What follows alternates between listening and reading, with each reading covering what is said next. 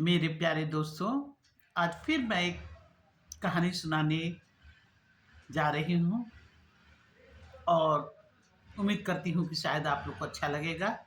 आप लोग ध्यान से इसको सुनें। एक स्त्री थी जिसका नाम था सुखिया और उसका एक छोटा-सा बेटा था। उसके बेटे का नाम था मोहन। वो मात्र 3 साल का था और ये जो स्त्री थी, ये भी थोड़ी लोभी प्रवृत्ति की थी। किसी भी चीज़ को देखकर इसके मन में भी लालच आ जाता था। इसका बेटा जब 3 साल का हो गया, तो माँ इसका नाम स्कूल में लिखवाई, यानी दाखिला करवाई। धीरे-धीरे करके ये बच्चा स्कूल जाने लगा। जब स्कूल जाने लगा, तो ये क्या करता था कि वहाँ अन्य बच्चों का कभी पेंसिल, कभी रबर, कभी कॉपी इत्यादि देखता और धीरे से अपने बैग में छुपाकर, चुराकर लेके आ जाता। घर लाता, माँ को दिखाता। पर माँ कभी इसका विरोध नहीं करती। ये नहीं कहती कि नहीं ये गलत काम है, तुमको नहीं करना चाहिए, चोरी करना पाप है इत्यादि, कभी नहीं इसको कुछ कहती।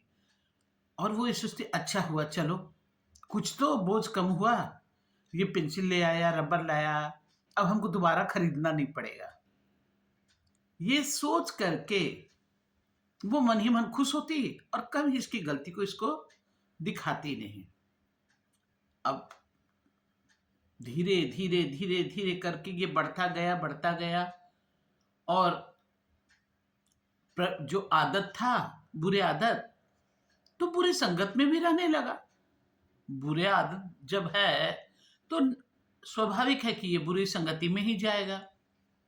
इसके जितने मित्र हुए, सभी वैसे ही बुरे प्रवृत्ति वाले, बुरे संगत वाले और वो उनके साथ धीरे, धीरे, धीरे, धीरे करके ये माने चौथी, 5वीं, छठी ऐसे करते-करते ये 10वीं कक्षा तक मैट्रिक तक पहुँच गया। मैट्रिक की परीक्षा दिया। परीक्षा देने के पश्चात इसके जितने संगी साथी थे, सब नशा से लिप्त थे, यानी नशा करने वाले हो गए थे और साथ ही साथ ये अब नशा करने के लिए, बुरे काम करने के लिए भी तो पैसे की आवश्यकता है। अब इन लोगों को पैसे की आवश्यकता पड़ी, तो कहाँ से पैसा इतना है?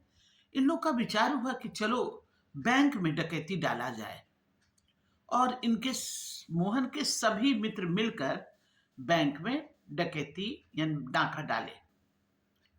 उसके पश्चात पुलिस छानबीन शुरू की और जब पुलिस छानबीन शुरू की तो एक एक करके सब पकड़ा गया। मोहन भी पकड़ा गया और सबको जेल में बंद कर दिया गया। अब जेल में बंद होने के बाद अब निर्णय क्या हो रहा है, दोषी है, निर्दोष है, इसका तो अब विचार करने का वक्त आ रहा है कि अब कब कब ये निर्णय सुनाया जाए। जेल की कटघरे में बंद रहकर भी ये मन ही मन सोचता रहा कि आखिर मैं ऐसा स्वभाव वाला हुआ तो कैसे हुआ।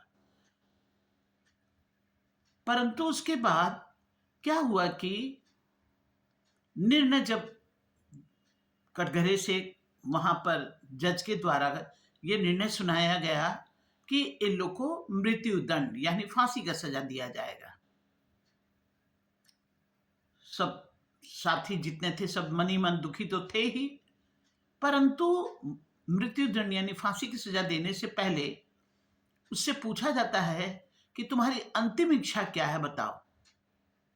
और जो वो अंतिम इच्छा कहता है, वो उसकी अंतिम इच्छा को पूरा किया जाता है। यहाँ मोहन से भी पूछा गया कि तुम्हारी अंतिम इच्छा क्या है बताओ, तो वो कहा मैं अपनी माँ से मिलना चाहता हूँ। तो उसकी माँ को बुलाया गया कि तुम्हारा बेटा तुमसे मिलना चाहता है। उस वक्त मोहन क्या किया कि अपने हाथ में दोनों अंगुलियों के बीच में ब्लेड रख लिया और जब माँ नजदीक आई तो माँ को कहता है कि माँ जरा मुंह खोलो तो। माँ मुंह खोली। जरा जीभ निकालना तो जीभ निकाली और फट से जीभ पकड़कर उसको ब्लेड से काट दिया। सारे लोग देख के हक्का बक्का रहे कि ये क्या किया। कहा कि यदि यही माँ मैं जो चोरी करके आता था स्कूल से और उसी समय ये हमको इस जीभ से रोक लगाती, इस जीभ से हमको सही ज्ञान दी रहती, इस जीभ के द्वारा हमको उचित अनुचित का बात बताई रहती, तो आज मैं मृत्यु दंड यानी आज मुझको फांसी का सजा नहीं मिलता। परंतु आज जो मुझे फांसी का सजा मिल रहा है, ये मेरी माँ के द्वारा नहीं दिए गए संस्कार, नहीं उचित ज्ञान के कारण ही हमको आज इस उसका परिणाम मेरे सामने आया है। तो उम्मीद कर रहे हैं कि शायद ये कहानी आप लोग को पसंद आएगा। इसको लाइक और सब्सक्राइब कीजिएगा।